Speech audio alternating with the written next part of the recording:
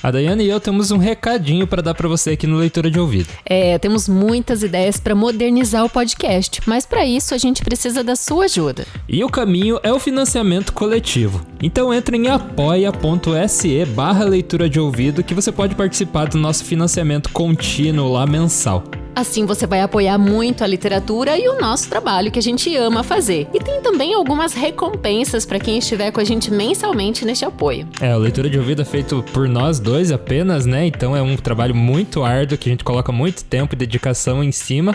E com seu apoio a gente vai poder continuar e ainda melhorar o nosso podcast. Entra em apoia.se/leitura de ouvido e vem com a gente para essa jornada de herói.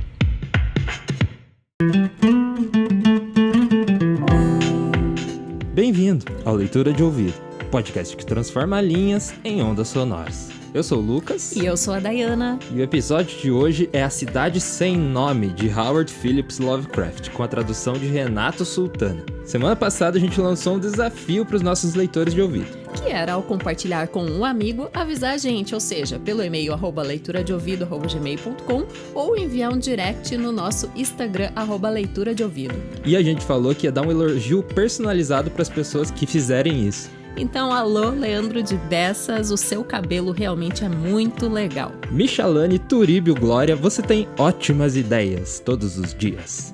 Estefânia Coutinho, do @hábito de ler, com certeza você está mudando a vida de muita gente para melhor. E Mariana Salles, você é uma ótima jornalista e uma grande pessoa. E a gente fala com convicção porque a gente conhece ela.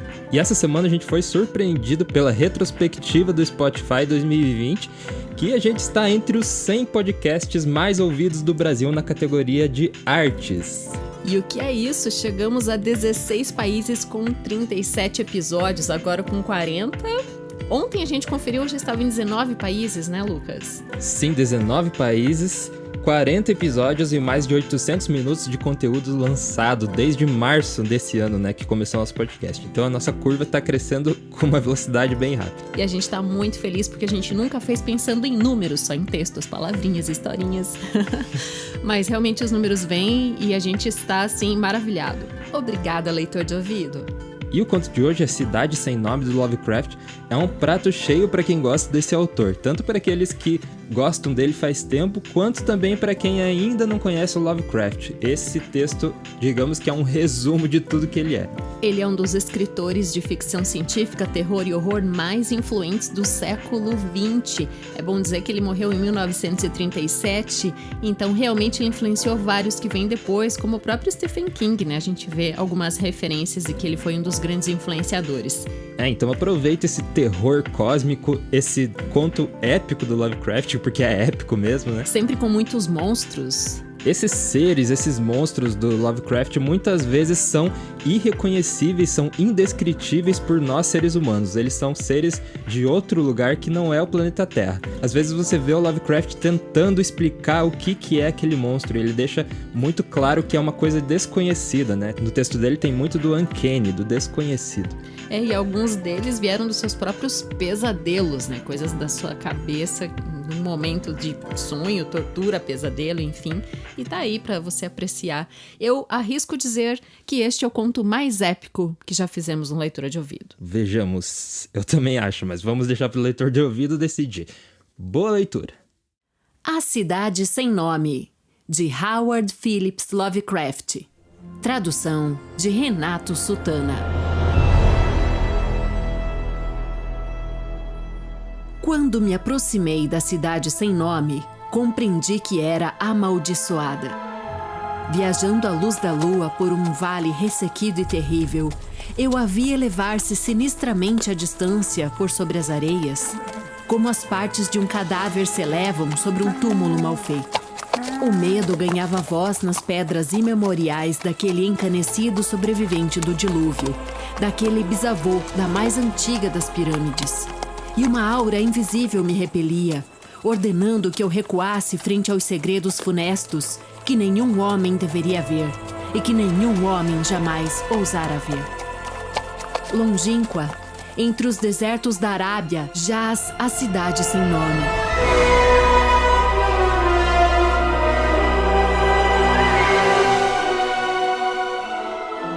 Ruinosa e muda, seus muros baixos, quase escondidos sob as areias de eras incontáveis. E já deviam estar assim antes que as primeiras pedras de Mênfis fossem assentadas, e antes mesmo que os tijolos da Babilônia fossem cozidos. Não há lenda velha o bastante para lhe dar um nome ou para recordar que ela já esteve viva alguma vez. Mas fala-se dela aos sussurros em volta das fogueiras, ou anciãs murmuram a seu respeito nas tendas dos sheiks, de modo que todas as tribos a evitam sem sequer saberem por quê. Foi com esse lugar que Abdul al-Hazed, o poeta louco, sonhou certa noite antes de cantar o seu inexplicável dístico. Morto não é quem pode eterno se fazer, e com estranhos éons pode a morte morrer.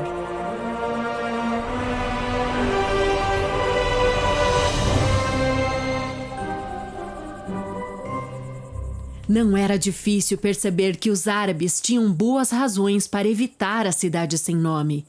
A cidade de que se falava em estranhas narrativas, mas que jamais fora vista por nenhum homem vivo. E mesmo assim, os desafiei, penetrando com meu camelo na desolação intocada. Somente eu a tinha visto. E eis que porque nenhuma outra face exibe sulcos de medo tão assustadores quanto a minha. E eis porque nenhum outro homem estremece tão horrivelmente quando o vento noturno chacoalha as janelas. Quando me deparei com ela, na quietude fantasmagórica de um sono interminável, ela me olhou, arrepiadora, sob os raios de uma lua fria e em pleno coração do deserto. E quando devolvi o olhar, esqueci meu triunfo por a ter encontrado e estaquei com meu camelo para esperar pela aurora.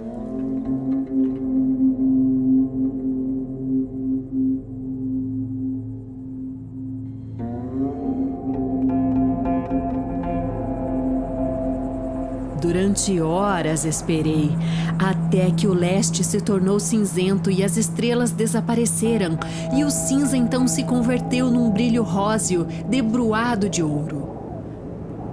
Houve um lamento, e vi uma tempestade de areia se movendo em meio às pedras antigas, muito embora o céu fosse claro e estivessem quietas as vastidões do deserto. E então, de súbito, por sob a fímbria remota do deserto, emergiu o lame ofuscante do sol, vista através da pequena tempestade de areia que foi se desfazendo. E no meu estado febril, imaginei que dessa mesma profundeza distante provinha um estrondo metálico de sons musicais, para saudar o disco feroz, tal como Memnon o saúda a partir das margens do Nilo. Meus ouvidos zumbiram e minha imaginação ferveu quando conduzi lentamente meu camelo através da areia, rumo àquele lugar silencioso, àquele lugar que eu somente, entre todos os vivos, tinha visto.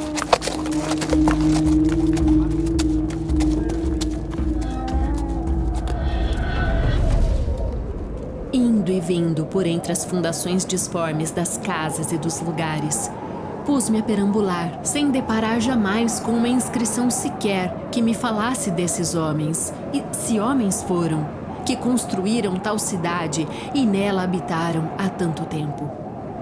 A antiguidade do sítio era mórbida, e eu ansiava por encontrar algum sinal ou indício que provasse que a cidade fora, de fato, criada pela humanidade.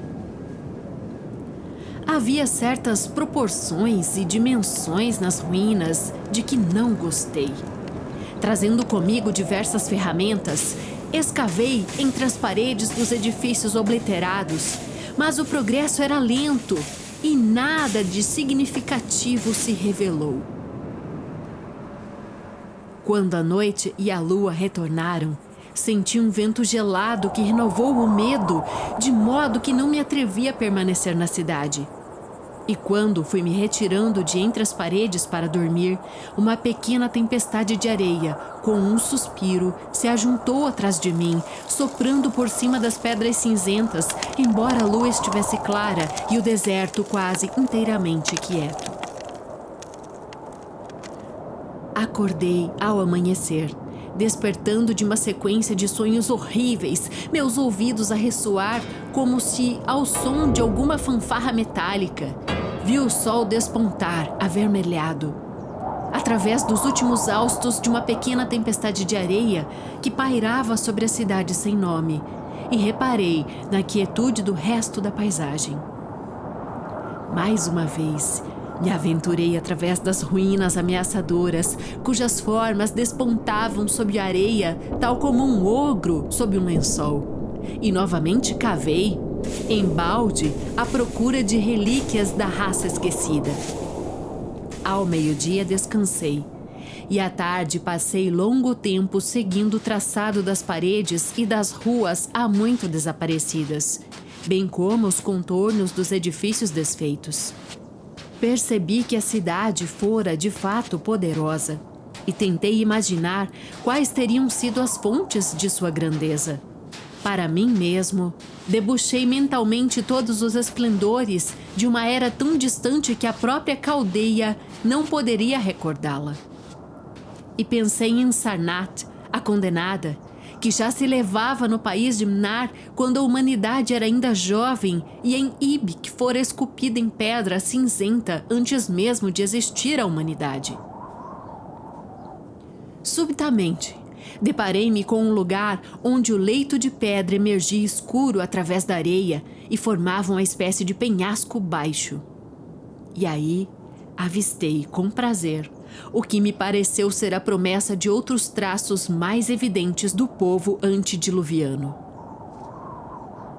Rudemente escavadas na face do penhasco, viam-se as fachadas de várias casas ou templos de pedra, pequenos e baixos, cujos interiores poderiam conter muitos segredos de eras remotas, para além de todo o cálculo, conquanto as tempestades de areia tivessem desmanchado há muito qualquer relevos que pudessem ter havido do lado de fora. As aberturas mais próximas eram baixas e estavam entupidas de areia, mas consegui desobstruir uma delas com minha pá e me arrastei para dentro, levando uma tocha para ver que mistérios poderia conter.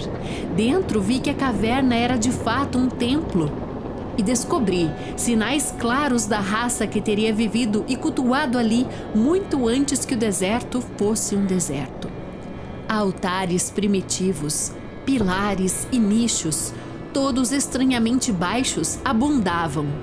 E embora eu não visse esculturas ou murais, havia muitas pedras esquisitas e em forma evidente de símbolos feitos por meios artificiais. A diminuta altura da câmara escavada era deveras intrigante, porquanto eu mal podia me erguer sobre os joelhos. Mas a área era tão extensa que meu archote revelava apenas uma pequena parte de cada vez. Estremeci ao me aproximar de alguns dos cantos distantes, pois certos altares e pedras sugeriam ritos esquecidos de natureza terrível, repulsiva e inexplicável, e me fizeram imaginar que espécie de homens poderiam ter feito e frequentado semelhante templo. Depois que vi tudo o que o templo continha, arrastei-me de novo para fora, ávido por descobrir o que os templos tinham a mostrar. A noite se aproximava. E, no entanto, as coisas tangíveis que eu tinha visto tornavam minha curiosidade mais forte que o medo, de modo que não fugi das longas sombras desenhadas pelo luar que haviam me perturbado quando vi pela primeira vez a cidade sem nome. Ao crepúsculo, desobstruí outra abertura e, com uma nova tocha, me arrastei para dentro,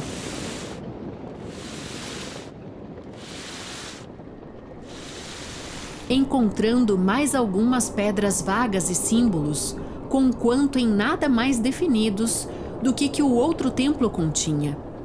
O cômodo era igualmente baixo, porém menos extenso, terminando uma passagem muito estreita e repleta de santuários obscuros e crípticos. Eram esses santuários que eu examinava, quando os ruídos de um vento e meu camelo romperam a quietude lá fora, fazendo-me sair para ver o que poderia ter amedrontado o animal.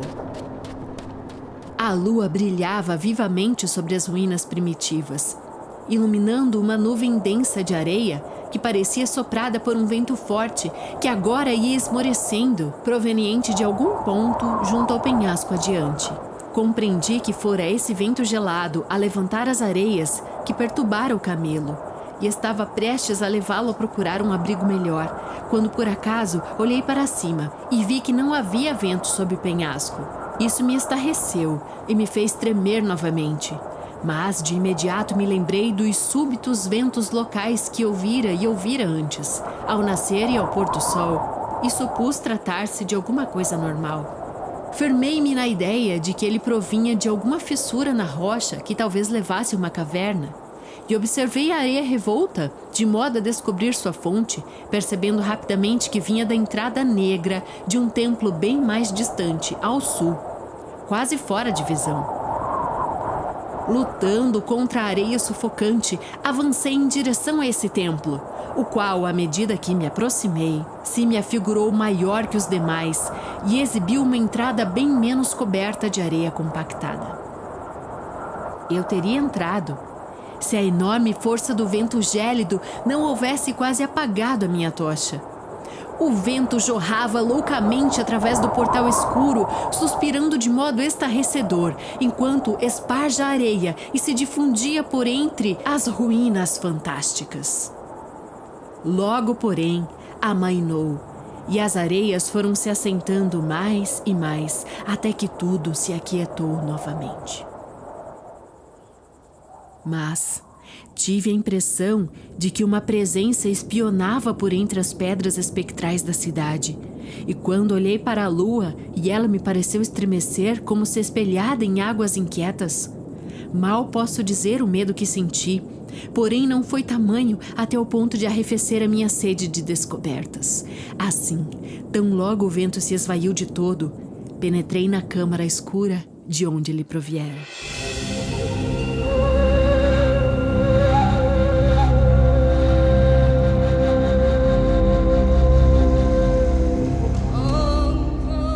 Esse templo, como eu supusera do lado de fora, era mais amplo do que aqueles que eu visitara antes, e era, presumivelmente, uma caverna natural, já que através dele sopravam ventos provenientes de alguma região mais à frente.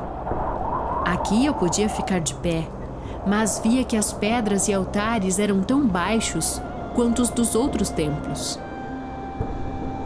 No teto e nas paredes encontrei pela primeira vez, como indícios da arte pictórica da raça ancestral, curiosas faixas de tinta serpenteantes, que estavam quase esmorecidas ou apagadas. E em 2 dos altares distingui, com uma excitação crescente, um labirinto de relevos curvilíneos e bem esculpidos.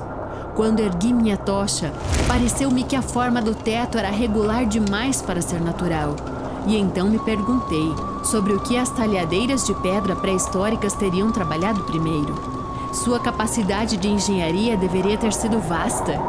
Então, um clarão mais brilhante da chama fantástica mostrou aquela forma que eu tinha estado a procurar, que era a abertura para esses abismos remotos de onde o vento súbito havia soprado, e me senti esmorecer quando vi que se tratava de uma porta pequena e perfeitamente artificial, escavada na rocha sólida. Enfiei a tocha através dela, descobrindo um túnel escuro, com um teto arqueado e baixo, que se elevava por cima de vários degraus pequenos e numerosos que desciam. Hei de ver para sempre esses degraus nos meus sonhos, pois estava para entender o que significavam. Naquele momento, eu mal soube se devia chamá-los de degraus ou simples apoios para os pés num declive inclinadíssimo. Pensamentos loucos começaram a girar em minha mente e as palavras e avisos de profetas árabes pareceram flutuar através do deserto, vindo da terra que os homens conhecem, em direção à cidade sem nome que os homens não conhecem. Não obstante, hesitei apenas por um momento, antes de avançar através do portal e recomeçar a descer cautelosamente através da passagem íngreme, primeiro de pé, como se numa escada.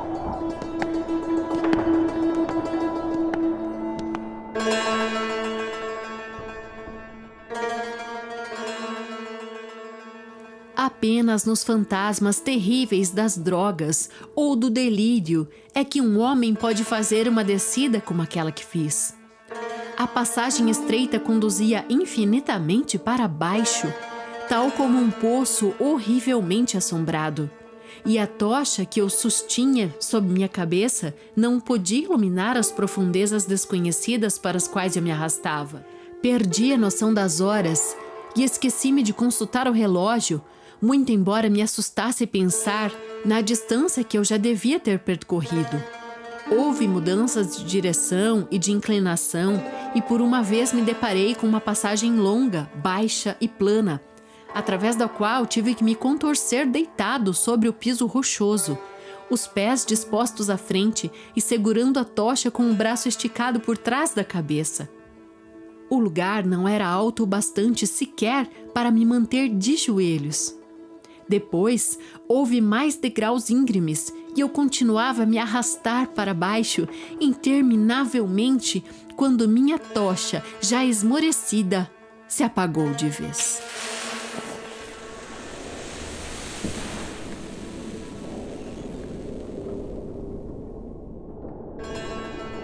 Não creio que eu tenha percebido na ocasião, pois quando notei, eu ainda a segurava no alto como se estivesse acesa.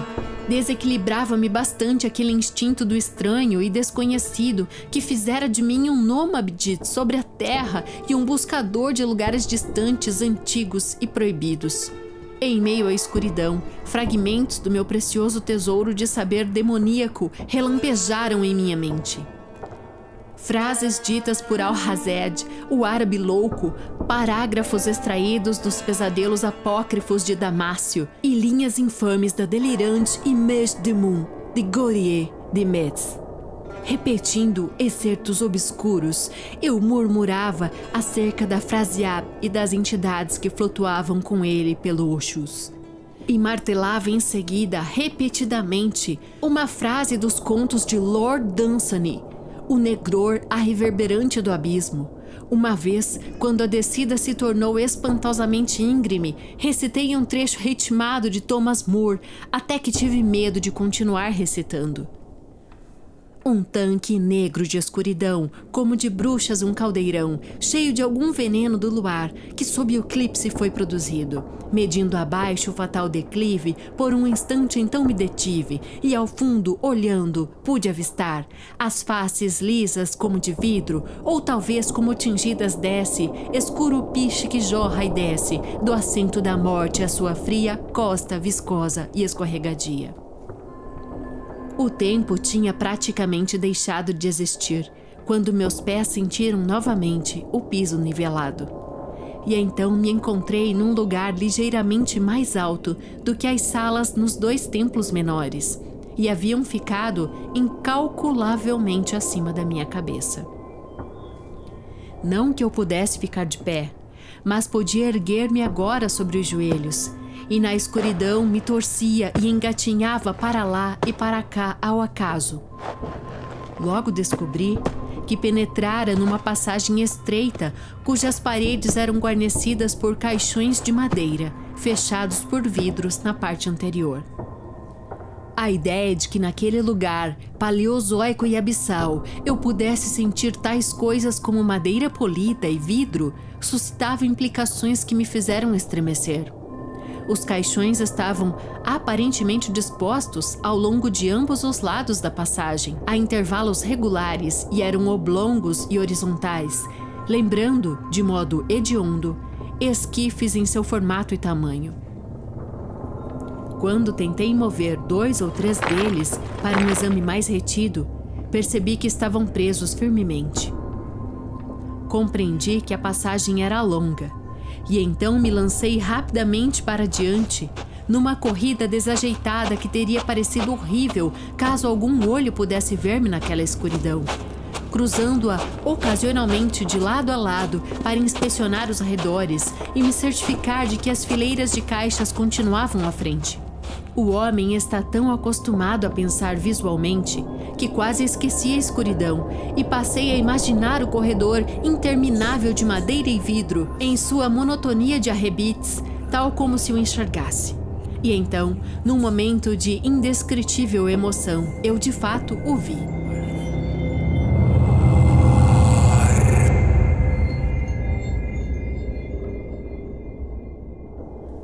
Quando foi que minha fantasia se mesclou à visão real, não a saberei dizer.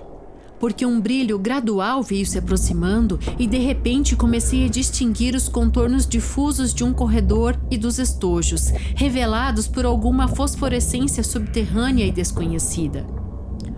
Por um instante breve, tudo foi exatamente como eu imaginara, porquanto o brilho era bastante pálido, mas, continuando a engatinhar mecanicamente em direção à luz mais forte, compreendi que minha fantasia fora débil.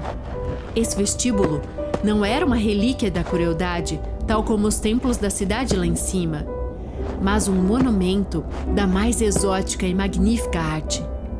Pinturas e desenhos, ricos e vivazes, desafiadoramente fantásticos, formavam um todo contínuo de pinturas murais, cujas linhas e cores estavam além de toda descrição. Os estojos eram de uma madeira estranha e dourada, exibindo tampas de um vidro bizarro e contendo as formas mumificadas de criaturas cujo grotesco ultrapassaria os sonhos mais caóticos de qualquer homem. Dar uma ideia dessas monstruosidades é impossível. Assemelhavam-se a répteis, com as formas do corpo lembrando às vezes um crocodilo, às vezes uma foca, mas na maioria das vezes nada de que nem o naturalista nem o paleontólogo jamais ouviram falar. Seu tamanho era aproximadamente o de um homem pequeno, e suas patas dianteiras terminavam em pés curiosamente assemelhados a mãos e dedos humanos. Mas o mais estranho eram suas cabeças, que apresentavam contornos que violariam todos os princípios biológicos de que temos conhecimento. A nada tais coisas poderiam ser comparadas com adequação, e num único lance pensei em comparações tão diversas com o gato, o sapo-boi, o mítico sátiro e o ser humano. Nem o próprio Jove teria tido uma fronte tão colossal e protuberante, para não falar dos chifres, da ausência de narizes e das mandíbulas de alligátores, que extrapolavam quaisquer categorias estabelecidas. Por um momento, hesitei acerca da realidade das múmias, quase suspeitando que fossem ídolos artificiais.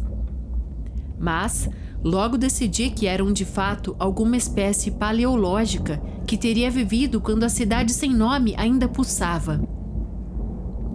Coroando seu grotesco, muitas delas estavam envolvidas de modo bizarro num tecido refinado, bem como abundantemente adornadas com enfeites de ouro, joias e metais lustrosos e desconhecidos.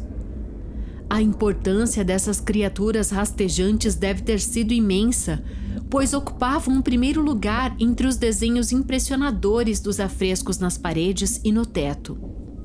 Com arte inigualável, o artista as havia representado em seu próprio mundo, no qual possuíam cidades e jardins proporcionais às suas dimensões. E eu não podia senão pensar que sua história ali pintada fosse alegórica, provavelmente aludindo ao progresso da raça que as adorou. Essas criaturas, eu disse a mim mesmo, foram para os homens da cidade sem nome aquilo que a loba teria sido para Roma, ou que algum animal totêmico é para uma tribo indígena. Com essa perspectiva em mente, pude discernir por alto um épico maravilhoso da cidade sem nome, a história de uma poderosa metrópole à beira-mar que regeu o mundo antes que a África emergisse das ondas, e das suas lutas quando o mar recuou e o deserto invadiu o vale fértil em que se situava. Vi as suas guerras e os seus triunfos, as suas dificuldades e derrotas, e posteriormente a sua terrível luta contra o deserto, quando milhares de seus habitantes, ali representados alegoricamente pelos répteis grotescos, foram obrigados a abrir caminho, de algum modo maravilhoso, escavando através das rochas em direção a um outro mundo do qual os seus profetas lhe falaram. Tudo era vividamente estranho e realístico. A sua conexão com a tremenda descida que eu fizera me pareceu insofismável. Até mesmo reconheci as passagens. Quando me arrastei pelo corredor em direção à luz mais brilhante, pude ver mais alguns estágios do épico pictórico, a partida da raça que habitara a cidade sem nome e o vale ao redor durante 10 milhões de anos, a raça cujas almas se oprimiram ao deixar aqueles cenários que seus corpos conheciam há tanto tempo, onde tinham se estabelecido como nômades na juventude da terra, perfurando na rocha virgem aqueles santuários primitivos nos quais jamais tinham cessado de adorar. Agora que a luz era melhor, estudei as pinturas mais detidamente e, lembrando que os répteis estranhos deviam representar os homens desconhecidos, pus-me a cogitar acerca dos costumes da cidade sem nome. Muitas coisas eram peculiares e inexplicáveis.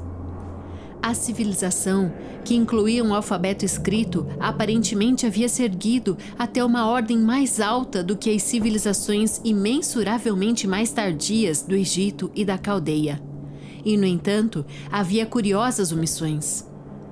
Não pude, por exemplo, encontrar pinturas que representassem mortos ou costumes fúnebres, a não ser aqueles relacionados a guerras, violências e pragas. E me espantei com tal reticência no que concerne à morte natural. Era como se um ideal de imortalidade tivesse sido disseminado como uma ilusão alentadora. Mais perto do final da passagem, havia representações extremamente pitorescas e extravagantes. Visões contrastadas da cidade sem nome, em seu crescente abandono e ruína, e no estranho e novo reino de paraíso em direção ao qual a raça havia aberto seu caminho através da rocha. Nessas visões, a cidade e o vale deserto eram mostrados sempre à luz da lua, nimbos dourados a pairar sobre os muros desmoronados e a revelar um pouco da perfeição esplêndida dos tempos anteriores, que o artista retratara de modo espectral e elusivo. As cenas paradisíacas eram demasiado extravagantes para merecer crédito, exibindo um mundo escondido de eterno dia, repleto de cidades gloriosas e colinas e vales etéreos. Próximo ao fim, pensei entrever sinais de um anticlímax artístico. As pinturas eram menos elaboradas e bem mais estranhas, até mesmo do que as mais loucas das cenas anteriores. Pareciam recordar uma decadência lenta da estirpe ancestral, de par com uma crescente ferocidade contra o mundo exterior do qual fora repelida pelo deserto. As formas das pessoas, sempre representadas como répteis sagrados, pareciam estar se extinguindo devagar, conquanto seu espírito, conforme mostrado ali, pairando sobre as ruínas ao luar, ganhava proporções. Sacerdotes emaciados, figurados como répteis em túnicas enfeitadas, amaldiçoavam o ar lá em cima e todos os que respiravam. E a terrível cena final exibia um homem de aspecto primitivo, talvez um pioneiro da antiga Airen, a cidade dos pilares, sendo despedaçado por representantes da raça mais velha. Lembrei-me de como os árabes temiam a cidade sem nome, e alegrei-me em constatar que, para além daquele ponto, as paredes cinzentas e o teto não estavam cobertos. Enquanto observava o desfile da história mural, aproximei-me bastante do final do vestíbulo de teto baixo e me deparei com um corredor através do qual provinha toda a iluminação fosforescente. Engatinhando até ele, um espanto transcendental me fez gritar. perante o que jazia mais à frente. Pois, em vez de outras câmaras mais brilhantes, havia apenas um vazio ilimitado de fulgurância uniforme, tal como que se poderia imaginar olhando a partir do pico do Monte Everest, por sobre um mar de névoa iluminada pelo sol. Atrás de mim havia uma passagem tão estreita que nela eu não podia ficar de pé, e à minha frente havia um infinito de refugência subterrânea. Conduzindo da passagem para dentro do abismo, havia o topo de um lance íngreme de degraus, numerosos e pequenos degraus, semelhantes àqueles das passagens escuras que eu atravessara. Mas, após alguns pés, o vapor brilhante ocultava tudo mais. Totalmente aberto e encostado à parede esquerda da passagem, havia um portão de bronze maciço, incrivelmente grosso e decorado com baixos relevos fantásticos, o qual, fechado, poderia isolar dos nichos e passagens abertas na rocha todo aquele mundo de luz interior. Olhei para os degraus e, por um instante, não ousei explorá-los. Apalpei a porta aberta de bronze e não consegui movê-la. Então, desabei de pronto sob o piso de pedra, minha mente incendiada por reflexos prodigiosos que nem mesmo uma exaustão de quase morte poderiam acalmar. Enquanto permaneci quieto, de olhos fechados, livre para ponderar, muitas das coisas que eu notara de passagem nos afrescos me voltaram à mente, com nova e terrível significação. Cenas representando a cidade sem nome em seu auge, as vegetações ao seu redor e as terras distantes com as quais os seus mercadores comerciavam. A alegoria das criaturas rastejantes me intrigava pela sua proeminência universal, e eu me espantava de que pudesse preponderar assim numa história pictórica de tal importância. Nos afrescos, a cidade sem nome fora mostrada em proporções adequadas aos répteis. Imaginei quais teriam sido suas proporções e magnificência reais, e refleti por um momento sobre certas singularidades que havia reparado nas ruínas. Pensei, particularmente, na baixa altura dos templos primevos e no corredor subterrâneo que tinham sido escavados desse modo em deferência às divindades reptilianas que ali se honravam, mesmo que forçosamente obrigassem os adoradores a rastejar. Talvez os próprios ritos aqui envolvessem a ideia de rastejar, numa imitação às criaturas. Nenhuma teoria religiosa, porém, poderia explicar sem dificuldade por que as passagens de nível naquela descida assombrosa eram tão baixas quanto os templos, ou mais baixas até, já que nelas não se podia sequer ajoelhar. Quando pensei nas criaturas rastejantes, cujas formas hediondas e mumificadas jaziam tão próximas de mim, senti uma nova pontada de medo. Associações mentais são curiosas, e assim recuei frente à noção de que, exceto pelo pobre homem primitivo, despedaçado na última pintura, a minha era a única forma humana, em meio a tantas relíquias e símbolos da vida primordial. Mas, como sempre, na minha existência estranha e andarilha, o espanto logo baniu o medo, pois o abismo luminoso e o que ele continha me propunham um problema digno do maior dos exploradores. De que um mundo estranho de mistério jazia ao fundo daquele lanço de degraus particularmente pequenos, eu não podia duvidar e esperava mesmo encontrar lá aquelas lembranças humanas que o corredor pintado não lograra oferecer. Os afrescos tinham retratado cidades inacreditáveis e vales neste reino subtérreo, e minha fantasia se demorava nas ruínas ricas e colossais que me aguardavam. Meus medos, com efeito, diziam respeito mais ao passado do que ao futuro. Sequer o horror físico de minha posição naquele corredor estreito de répteis mortos e de afrescos antediluvianos, milhas abaixo do mundo que eu conhecia, confrontado por um outro mundo de luz e névoa arrepiante, nada disso poderia comparar-se ao pavor letal que eu senti frente à antiguidade abissal da cena e seu espírito. Uma antiguidade tão vasta que não se pode mensurar parecia espreitar embaixo. A partir das pedras primevas e dos templos escavados da cidade sem nome, enquanto o último dos mapas espantosos dos afrescos figurava oceanos e continentes que o homem esqueceu, com apenas, aqui e ali, alguns contornos vagamente familiares. O que poderia ter acontecido nas eras geológicas, desde que as pinturas cessaram, e entre ressentimentos, a raça odiadora da morte sucumbia à decadência. Ninguém o poderia dizer. A vida por uma vez fervilhara nessas cavernas, e o reino luminoso logo abaixo. Mas agora que eu me achava sozinho em meio às relíquias vividas, tremendo ao pensar nas eras incontáveis ao longo das quais essas relíquias mantiveram sua vigília silenciosa e erma. Súbito, sobreveio outro daqueles assomos de medo agudo que tinham se apossado de mim intermitentemente desde que eu vira pela primeira vez o Vale Terrível e a cidade sem nome sob a lua gélida.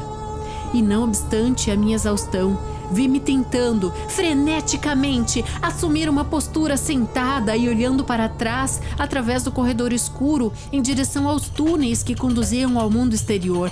Minhas sensações eram semelhantes àquelas que me levaram a temer à noite a cidade sem nome, e eram tão inexplicáveis quanto pungentes. No outro momento, no entanto, recebi um choque ainda maior, que veio na forma de um som definido. O primeiro a romper o silêncio daquelas profundezas sepulcrais. Era um gemido profundo, baixo, tal como um vagido distante de espíritos condenados. E vinha do lado para o qual eu olhava. Seu volume cresceu rapidamente, até que logo ressoou de modo amedrontador através da passagem baixa. E ao mesmo tempo tomei consciência de um sopro crescente de ar, fluindo igualmente dos túneis e da cidade lá no alto. O toque desse ar pareceu restituir meu equilíbrio, pois de imediato me lembrei dos haustos súbitos que se levantavam em torno à entrada do abismo, e cada ocaso e amanhecer, um dos quais de fato me havia revelado os túneis escondidos. Olhei meu relógio e vi que o amanhecer estava próximo. Então me firmei para resistir à rajada que soprava para dentro, rumo ao seu lar cavernoso, tal como soprava para fora ao anoitecer. Meu medo novamente esmoreceu, porquanto um fenômeno natural tende a dispersar as apreensões acerca do desconhecido. O vento noturno, loucamente uivante e gemebundo, jorrou mais e mais através da abertura para dentro da terra. Ergui-me de novo e em vão tentei me agarrar ao piso, com receio de ser arrastado através do portão para o abismo fosforescente. Por tamanha fúria eu não esperava, e quando tomei consciência de que meu corpo de fato começava a escorregar em direção ao abismo, fui invadido por milhares de terrores novos, oriundos da apreensão e da imaginação. A malignidade do sopro despertava fantasias incríveis. Mais uma vez, comparei-me trêmulo à imagem humana que vira naquele corredor pavoroso, isso é, ao homem despedaçado pela raça sem nome, pois que no arrasto feérico das correntes giratórias parecia haver uma fúria vingativa, tanto mais forte porque era amplamente impotente. Creio ter gritado freneticamente próximo ao fim. Eu estava quase louco, mas se o fiz, meus gritos se perderam na babel infernal de ventos furiosos e uivadores. Tentei me arrastar contra a torrente invisível, porém mal podia me manter enquanto era empurrado lenta, inexoravelmente em direção ao mundo desconhecido. Por fim, a razão deve ter se rompido, pois comecei a balbuciar seguidamente aquele dístico inexplicável de Al-Hassed, o árabe louco que sonhou com a cidade sem nome. Morto não é quem pode eterno se fazer, e com estranhos éons pode a morte morrer.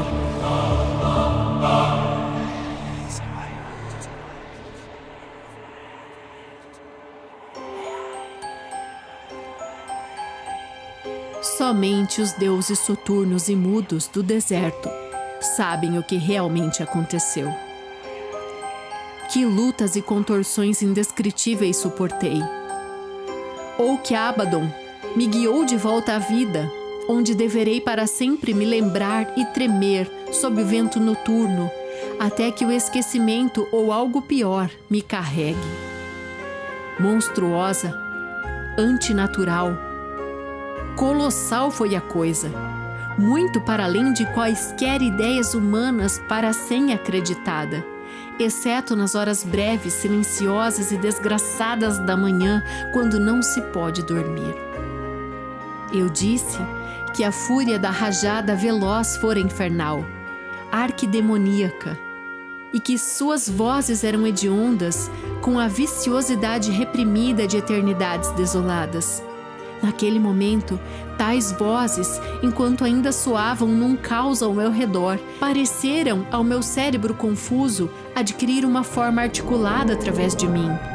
E lá embaixo, no túmulo das antiguidades mortas, há inumeráveis éons, léguas abaixo do mundo, amanhecente dos homens, ouvi o amaldiçoar e o rosnar fantasmagórico de demônios, cuja língua era ignota. Voltando-me, percebi, recortado contra um éter luminoso do abismo, o que não podia ser visto sob a penumbra do corredor.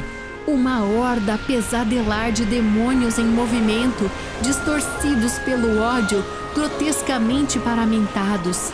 Demônios meio transparentes de uma raça que homem nenhum poderia confundir. Os répteis rastejantes da cidade sem nome. E quando o vento esmoreceu, fui compelido para dentro da escuridão fantasmagórica, nas entranhas da terra. Pois, atrás da última das criaturas, a grande porta de bronze se fechou num estrondo, com um estardalhaço ensurdecedor de música metálica, cujas reverberações repercutiram lá fora, no mundo distante, para saudar o sol nascente, tal como Memnon o saúda desde as margens do Nilo.